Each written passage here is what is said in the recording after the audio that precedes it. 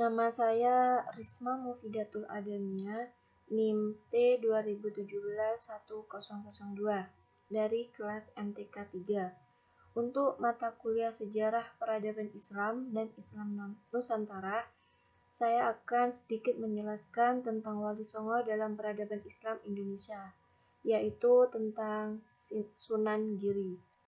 Yang selanjutnya yaitu sejarah Sunan Giri. Sunan Giri adalah nama salah seorang Wali Songo dan pendiri Kerajaan Giri Kedaton yang berkedudukan di daerah Giri Kedaton yang berkedudukan di daerah Gresik, Jawa Timur. Sunan Giri ini membangun Giri Keraton sebagai pusat penyebaran agama Islam di Jawa yang pengaruhnya bahkan sampai ke Madura, Lombok, Kalimantan, Sulawesi, dan Maluku. Sunan Giri ini memiliki beberapa nama panggilan, yaitu yang pertama Raden Paku, yang kedua Prabu Satmata, yang ketiga Sultan Abdul Fakih, yang keempat Raden Ainul Yakin, dan yang kelima Joko Samudro. Ia lahir di Blambangan tahun 1442 dan dimakamkan di Desa Giri, Kecamatan Kebun Mas, Gresik. Yang kedua yaitu strategi dan metode yang diterapkan oleh Sunan Giri. Dalam sejarah penyebaran Islam di Nusantara yang dilakukan Wali Songo, Sunan Giri menjadi salah satu tokoh yang memiliki kontribusi cukup signifikan. Ia adalah pendiri Kerajaan Giri Kedaton yang berkedudukan di Gresik, Jawa Timur.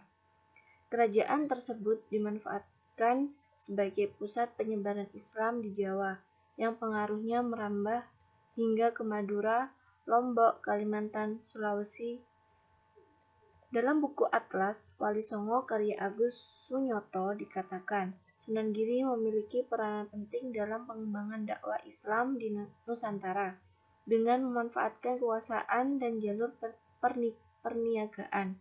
Selain itu, dalam sebuah penelitian berjudul Sejarah dan Dakwah Islamiyah Sunan Giri yang diterbitkan Lembaga Riset Islam Pesantren Luhur Sunan Giri, Malang. Sunan Giri ini dikenal berkat kesungguhannya mengembangkan sistem pendidikan berbasis pesantren pada masanya.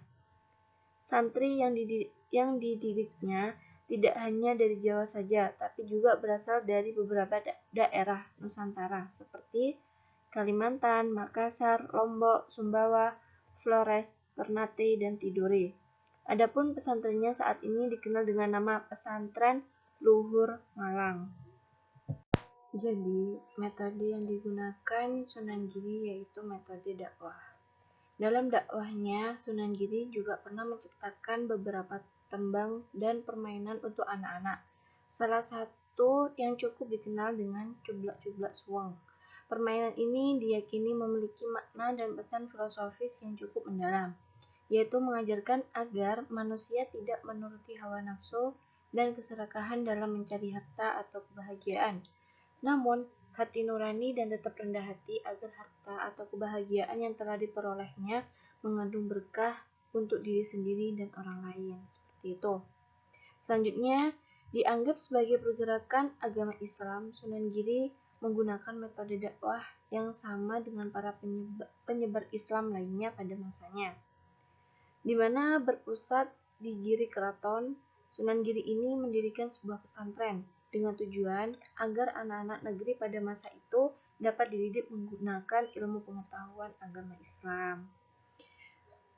Jadi seperti itu. Baik, untuk yang ketiga yaitu karya-karya Sunan Giri.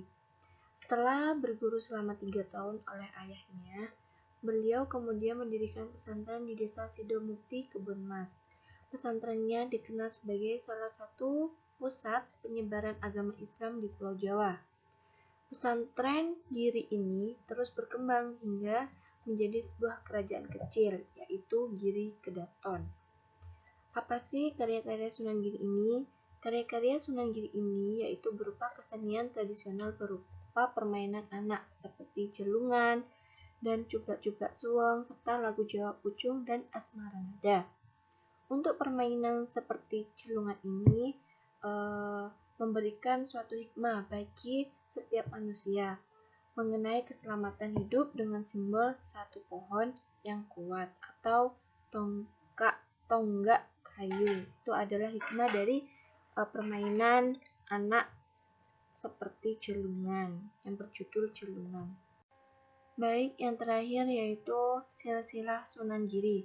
Sebagian babat berpendapat silsilah Sunan Giri bahwa ia adalah anak Maulana Ishaq, seorang mubalik yang datang dari Asia Tengah. Maulana Ishaq diceritakan menikah dengan Dewi Sekardadu, yaitu putri dari Menak Sembuyu, penguasa wilayah Blambangan pada masa-masa akhir kekuasaan Majapahit. Pendapat lain juga menyatakan bahwa Sunan Giri merupakan keturunan Rasulullah SAW, yaitu melalui jalur keturunan Husain bin Ali, Ali Zainal Abidin, Muhammad Al-Baqir, Ja'far As-Siddiq, Ali Al-Uraidi, Muhammad An-Naqib, Isa Ar-Rumi, Ahmad Al-Muhajir, Ubaidullah Alwi Atsani, Ali Qoli Qosam, Muhammad Sohib Mirbat Alwi Ammi Al-Faqih, Abdul Malik Abdullah Khan, Ahmad Syah Jalal, Jamaluddin Akbar Al-Husaini, Ibrahim Zainuddin Al-Akbar As-Samarqandi, Maulana Ishaq, dan Ainul Yakin atau Sunan Giri. Umumnya pendapat tersebut adalah berdasarkan riwayat pesantren-pesantren Jawa Timur dan catatan nasab Sa'adah Ba'alwi Hadramaut.